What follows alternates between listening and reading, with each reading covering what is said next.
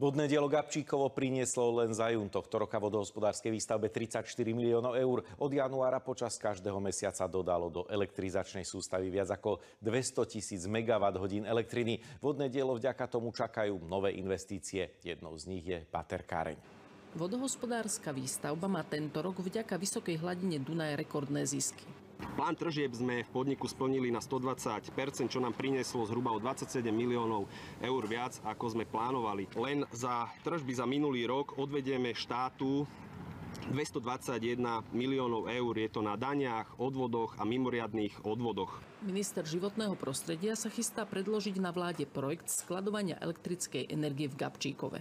Vznikne neďaleko v tomto areáli veľké centrum na skladovanie elektrickej energie v oblasti batérií, čo pomôže tomu, aby keď sú veľké fluktuácie ceny na burzách a najmä keď cena je nižšia, aby nemusela byť predávaná za nižšiu cenu, ale aby bola držaná elektrina v nejakom úložisku. Keď je energie priveľa, jej cena na trhu klesá. Môže byť aj mínusová. Veľké výkyvy vznikajú vďaka premenlivým zdrojom, ako sú fotovoltické či veterné elektrárne, ktorých výroba záleží od množstva slnka či vetra. Takéto typy zdrojov, ktoré majú premenlivú výrobu, potrebujú viac zariadení, ktoré dokážu kompenzovať výkyvy. A teda v čase, kedy nesvieti slnko alebo nefúka, dokážu dodávať elektrínu do sústavy, alebo naopak, kedy je elektriny priveľa a má na trhu aj zápornú cenu, tak dokážu tú energiu ukladať.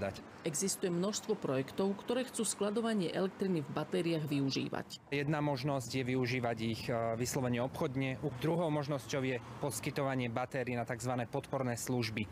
To znamená služby, ktoré potrebuje prevádzkovateľ sústavy na to, aby garantoval stále napätie v sústave. Čistá energia, ktorú Gabčíkovo dodáva, láka na Slovensku aj investorov. Ak používajú pri výrobe zelenú energiu, ich produkcia získa vyšší zelený certifikát. Natália Krížová, RTVS.